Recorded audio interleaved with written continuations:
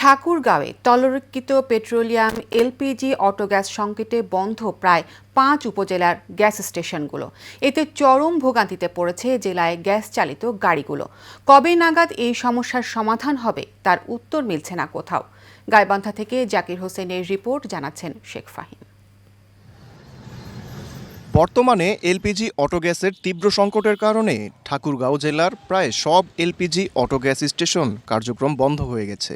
এর সরাসরি প্রভাব পড়েছে হাজারেরও অধিক এলপিজি চালিত যানবাহনের উপর। গাড়ির মালিক ও চালকেরা জ্বালানি না পেয়ে চরম ভোগান্তির শিকার হচ্ছেন। অনেক ক্ষেত্রে তারা ঘন্টার পর ঘন্টা এক স্টেশন থেকে অন্য স্টেশনে ঘুরেও গ্যাস পাচ্ছেন না। এক্ষেত্রে বিকল্প জ্বালানি হিসেবে পেট্রোল ও অকটেন ব্যবহারে খরচ বেড়েছে দ্বিগুণ, যার প্রভাবে হঠাৎ অতিরিক্ত ভাড়ার চাপে বিপাকে সাধারণ মানুষ। ৫-৬ দিন ধরে গ্যাসের যে তীব্র সংকট, আমরা কোথাও থেকে মাল পাচ্ছি না। তারা বলতেছে প্ল্যান্টে মাল ঢুকতেছে না, বাইরে থেকে মাল আসতেছে না, এই ধরনের কথা তারা বলতেছে। এখন এই গ্যাসটা কবে আসবে না আসবে তার কোনো নিশ্চয়তা দিতে পারতেছি না আমরা, তার কারণ এলসি বর্তমানে বন্ধ।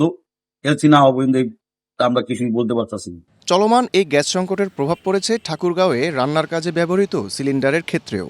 অধিকাংশ খুচরা দোকানে গ্যাস সিলিন্ডার পাওয়া যাচ্ছে না, কিছু দোকানে পাওয়া গেলেও দাম চাইছে অতিরিক্ত। এই এলপিজি গ্যাস নিয়ে আমরা গাড়িগুলা বিপদে পড়ে গেছি। আর চলবো কিভাবে, ফ্যামিলি নিয়ে কিভাবে চলবো? আমরা গ্যাসের জন্য গাড়ি নিয়ে রাস্তায় নামতে পারতেছি না। পাম্পগুলোতে কোনো গ্যাস নাই, আমরা গাড়ি চালাতে পারতেছি না। এভাবে আমরা ২-৪-৫ দিন ধরে বসে আছি। আমরা গ্যাস পাচ্ছি না, আমাদের তো চালাইতে কষ্ট হচ্ছে। গ্যাসের জন্য ৪-৫ জায়গায় ঘুরে বেড়াতে হচ্ছে, কোনো জায়গায় গ্যাস নেই। কবে নাগাদ এই সমস্যার সমাধান হবে সেই প্রশ্নে কোনো সদুত্তর নেই গ্যাস স্টেশন মালিক সহ সংশ্লিষ্টদের। আমাদের আসলে বিগত ৪ দিন বা ৫ দিন থেকে গ্যাস নেই। মূলত এটা কবে আসবে সেটা আমরা সঠিকভাবে বলতে পারতেছি না। গ্যাস না পাই আমরা গাড়ি চালাতে পারতেছি না, বাসায় বসে আছি।